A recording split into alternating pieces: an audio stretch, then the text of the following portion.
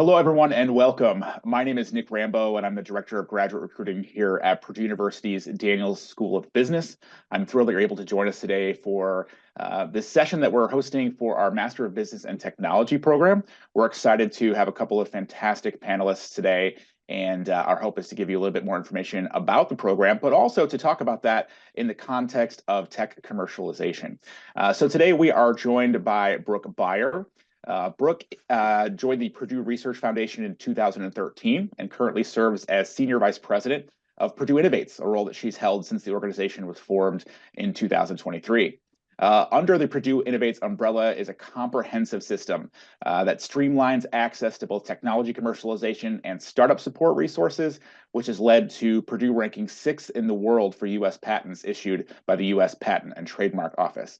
Brooke holds a bachelor's, master's, and PhD in biomedical engineering from the Weldon School of Biomedical Engineering here at Purdue, and she was an all Big Ten tennis player as an undergrad. Brooke, thanks so much for joining us today. Thanks, Nick. Happy to be here. Excellent. We are also joined by Dr. Mohammed Rahman. Mohammed is the inaugural Daniels School Chair in Management and a professor here at Purdue's Daniels School. He was named one of the world's top 40 business school professors under 40 by Poets and Quants, and his research and teaching interests primarily focus on omnichannel retailing, innovations and inequality, AI and decision-making, data-driven decisions in digital business, and digital transformation in markets. So, Mohammed, thanks so much for joining us today. Thanks for having me. Absolutely. Well, as we get started, Brooke, I'd like to begin with you. Obviously, you've got a storied history here in this space at Purdue. But for those who are joining us and may not be as familiar, can you walk us through what commercialization means? Yeah, absolutely. And I think when Nick and I were going through what these questions would be, a lot of times you may hear technology transfer or commercialization, and the question is, are they used interchangeably? And to some, probably yes. I think to someone that's in that field, they mean two distinct things. So when you think about technology transfer, that's what a lot of our office is called the Office of Technology Commercialization. At other universities, you'll see it called the Office of Technology Transfer. And so when you think of technology transfer, a lot of times people think of that as being more the licensing activity. So taking the early stage research or intellectual property and transferring it to a commercial entity to commercialize. And so when you think of commercialization, it's more bringing a product to market. It's taking an idea and walking through those different product development steps to get that product commercialized and ultimately on market.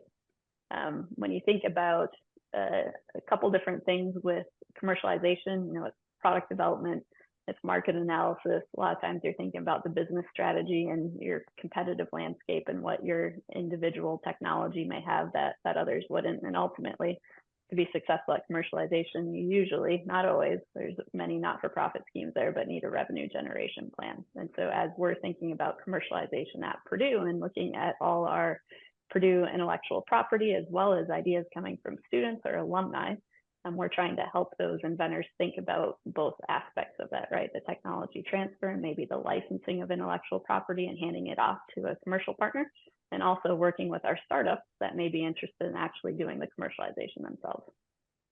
That's really interesting. You talked in there about new ideas and about intellectual property creation. And I'm curious, in your view, given the experience and expertise that you had, can you kind of walk through the differences between change and innovation in this context? Wow, that's another great one, Nick. And a lot of times people use those interchangeably too, I feel like. Absolutely. So there's a theme here, but change is really about making something different from its current state. So it may be making a change in a process, a behavior, a product, adapting to something new. And a lot of times in our office, we'll say, is it incremental, evolutionary, revolutionary, right? And a lot of those things can decide if it's a minor change or if it's an innovation. So when you think about change, in a business, maybe switching to a new software system or maybe switching organizational policies, those are kind of changes. Innovation, when we see innovation come to our office, it's really about creating new, novel products, services, ideas. So a lot of times it may be making an improvement in an existing state, but it's usually very disruptive. It's not kind of that incremental step.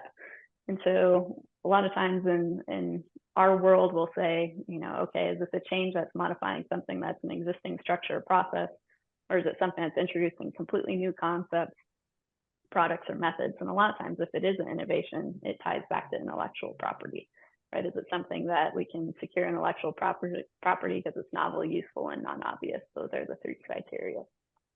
When you think about the different purposes of each of those things, a lot of times innovations are looking at creating value for a company.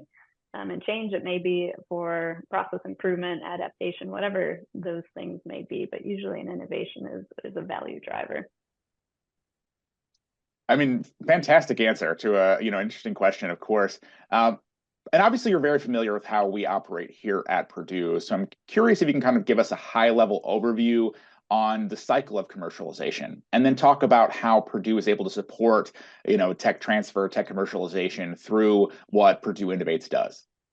Sure, absolutely. And I feel like, you mentioned I was a 3-time Purdue graduate. I took many classes on commercialization, so it's really neat to be able to take what you learn in a class like this MBT and using it in a career. So I've really come full circle, talk about a cycle when you're asking me this question.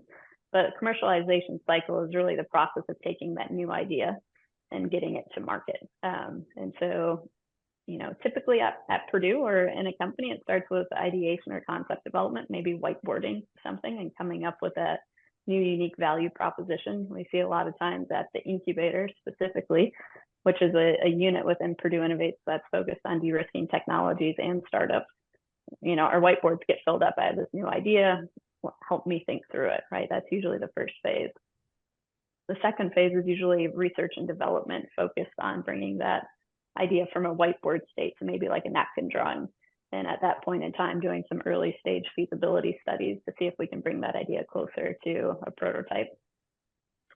You always have to do, being an MBT class, market analysis, business planning, all those things to actually, you can have the best widget in the world, but if you don't have a market for it, you don't know your competitive landscape, you can't execute on a business strategy, it's going to sit on the shelf. And that's similarly at Purdue.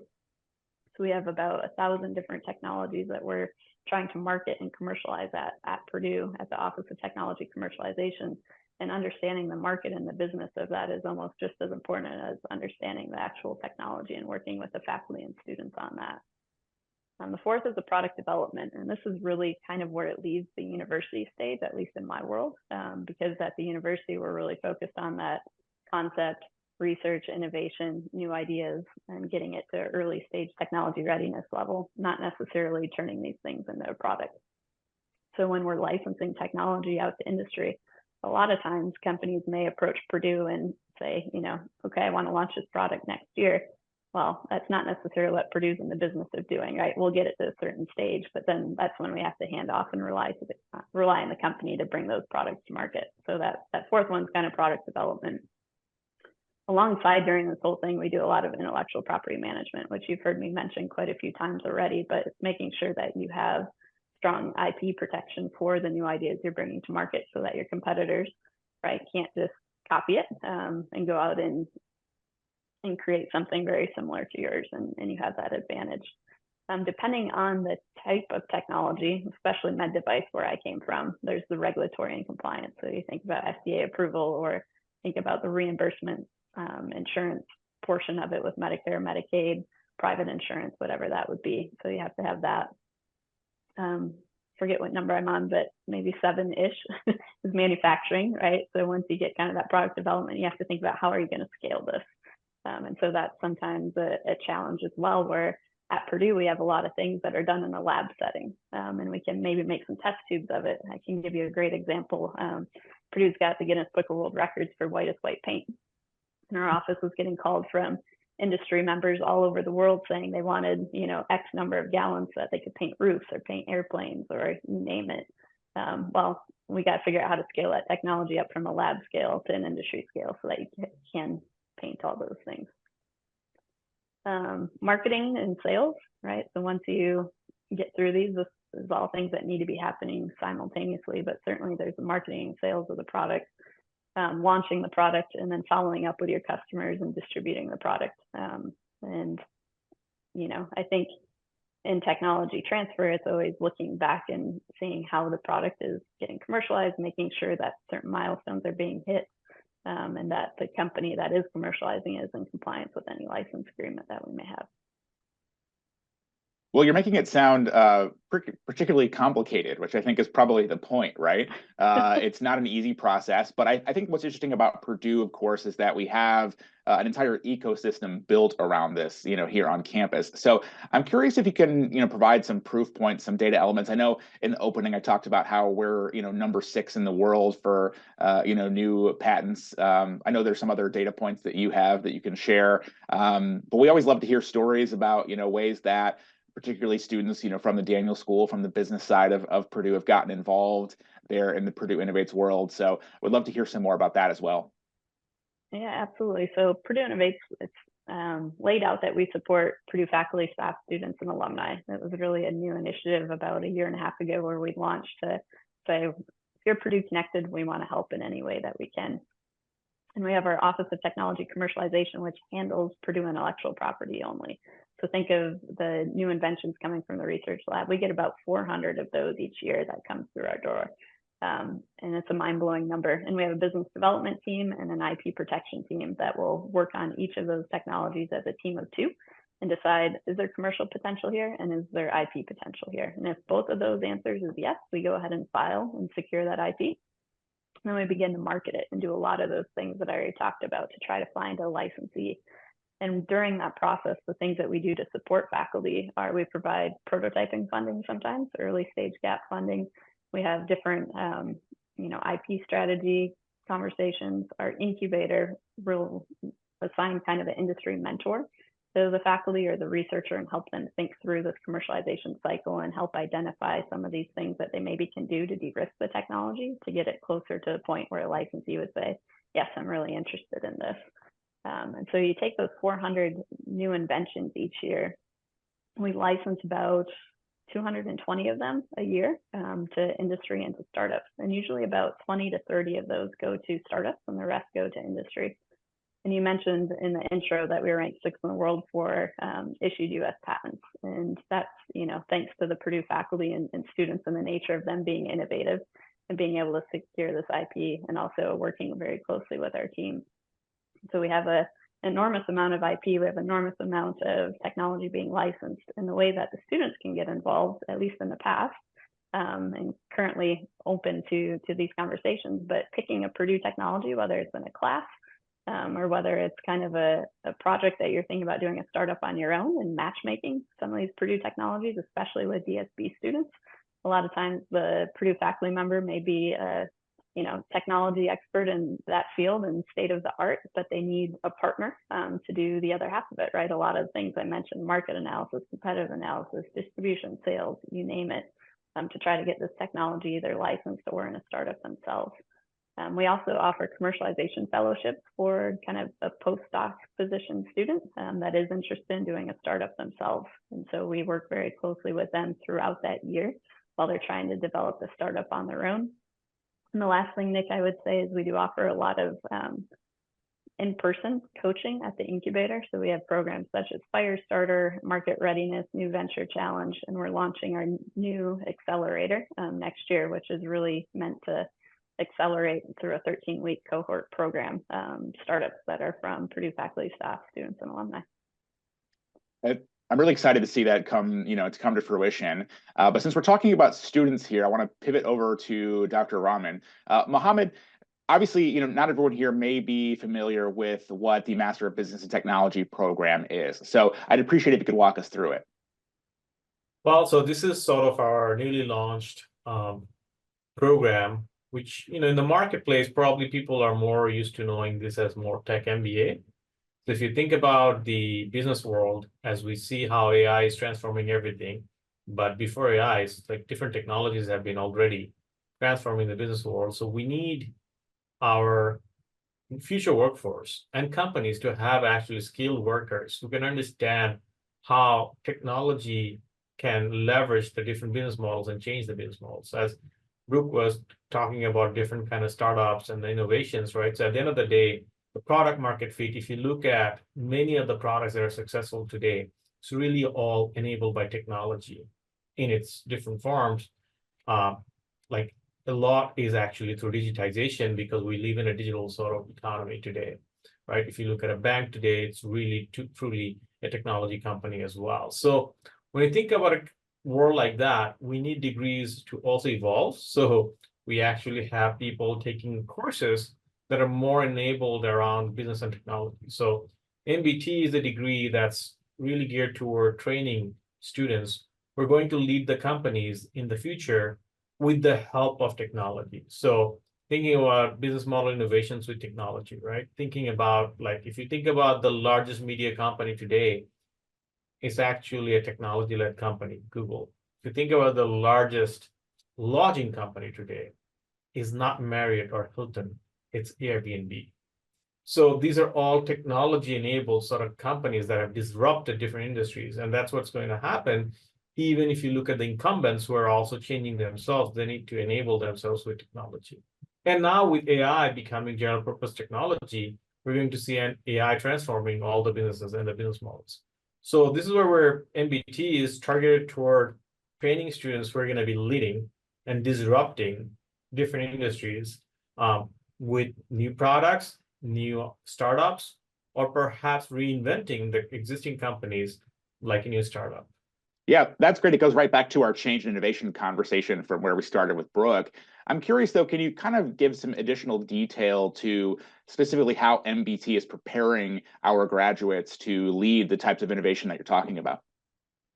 So first of all, in the core of MBT, we already have some of the key elements that Brooke talked about. So we have digital product design as a class. We have marketing management, which is a big part of ultimately any kind of commercialization effort, right? We have basic sort of finance and accounting that you have to maintain to actually get your company running. Then on top of that, we also have classes that are in the core, like DevOps, which is actually geared toward making sure you manage your development and deployment of the technologies, especially digital products. And then we have classes like computational business intelligence, which is important for any business field you want to be in. And then we have a track called tech commercialization, where students will actually be able to take classes to really think about how to commercialize their startups. So it could be one of the technologies invented within the ecosystem here. It could be their own sort of IP that they want to take commercialize. And then we have classes within that track that are more about thinking about venture capitals, that are more thinking about sort of successful commercialization tech strategy. So we are really preparing our students to be a very successful entrepreneur, with keeping in mind that entrepreneurship is always a juggle between time and your passion, right?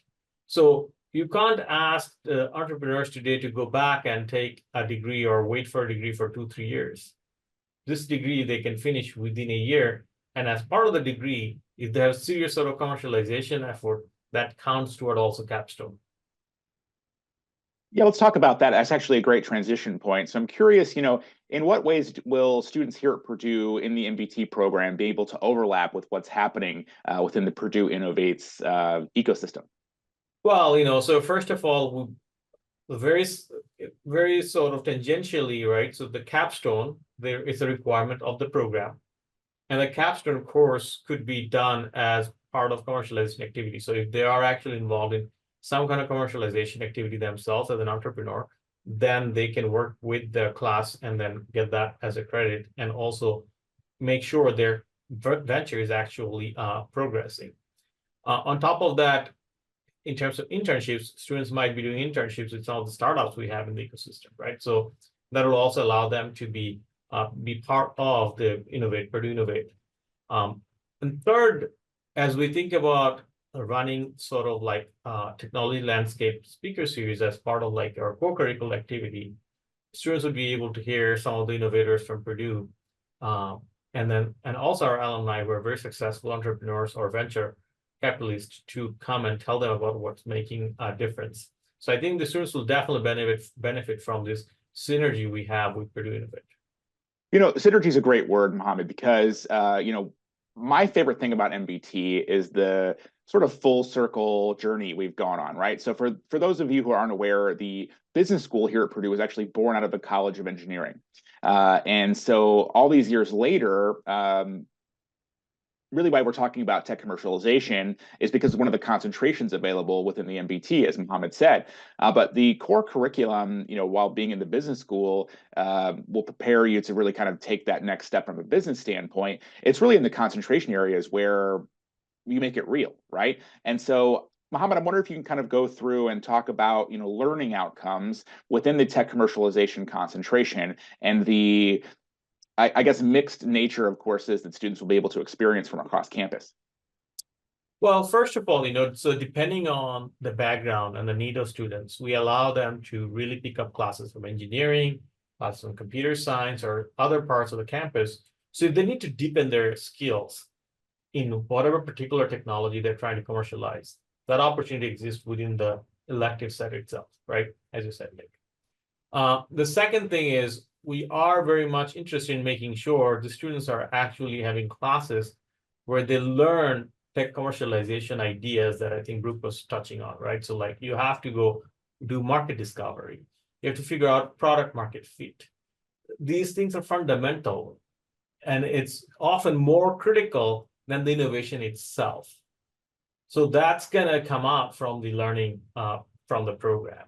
And then finally, frankly, a lot of innovation and commercialization is dependent on networking.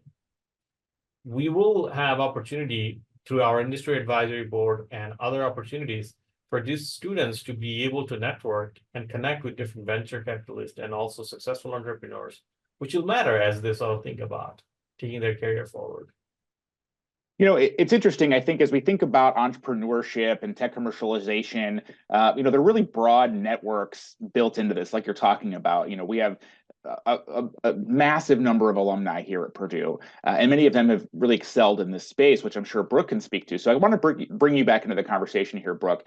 As we think about really preparing the next generation of leaders here in this space, what opportunities are you aware of? Do you see, that would our students be able to jump into and then, take that next step? Because not every entrepreneur just works for themselves, right? There are sort of like entrepreneurially minded initiatives within, major companies and networks. So I want to talk to you, Brooke, about that, but then kind of bring it back to Mohammed to talk about the roles, that this degree program and this specific concentration would prepare students for. But Brooke, let's go back to you. Like, we talk about this ecosystem, and of course we have lots of systems and tools and experts, but how does it really feel when you're inside of that?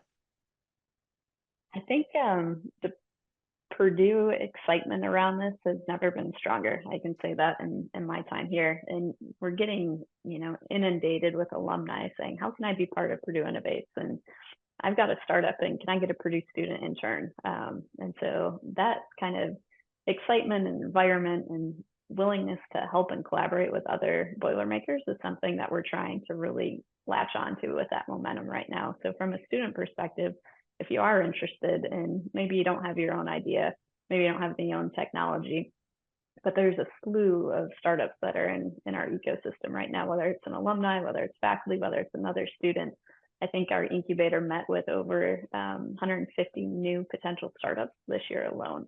And so they're always looking for partners and co-founders and, experts in whatever field. So I think raise your hand, get involved. It's a great time to be a Boilermaker, interested in entrepreneur. We've got a great, DSB doing a lot of support there and the learning side, and the, Purdue Innovates doing the kind of real world doing and partnering with DSB. There's just a lot of great things happening right now, and just raise your hand, ask the question, and, you'll get involved in something that you won't regret, and it'll be exciting.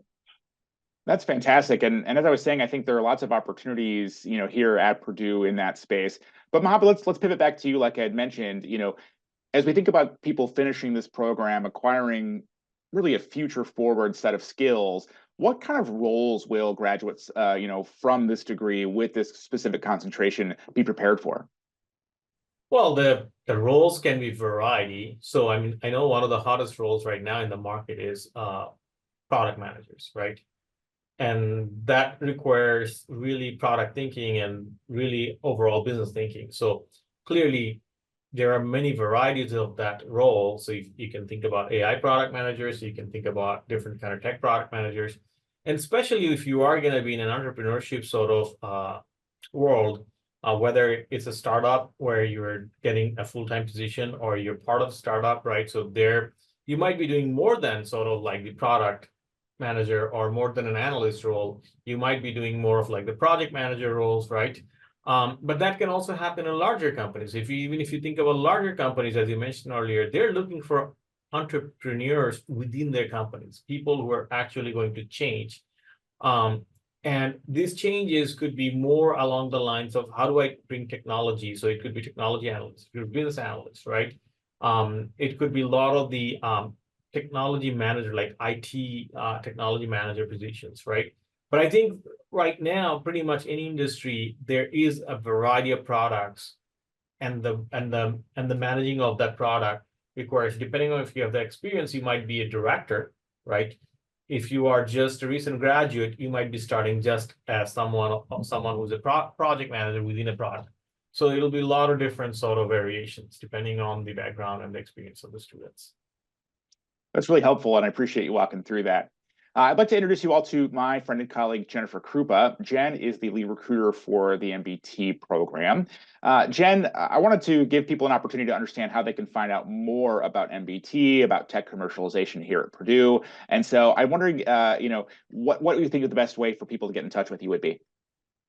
Sure, absolutely. I will add a link in our chat here momentarily where you can connect directly with me through a virtual call. I would say that is the best way to get specific questions answered about program curriculum and also to discuss the concentrations that are offered.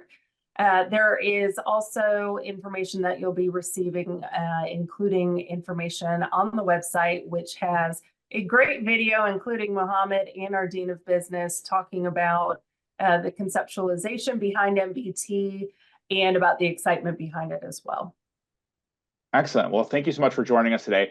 Brooke, I wanted to circle back around here. Any parting thoughts? No, I'm just excited. I hope a lot of people that are here register for this, and I'll be, the Purdue Innovates team will be waiting to partner with you in this course and this degree in any way that we can, and boiler up. Absolutely. Mohammed, same question to you. Any parting thoughts for us? Well, I think anybody who is listening to this webinar, right, I would say, you could look around and find programs or degrees that are retrofitted sort of MBA efforts to match with the fast-moving world we're in, right, with technology and everything.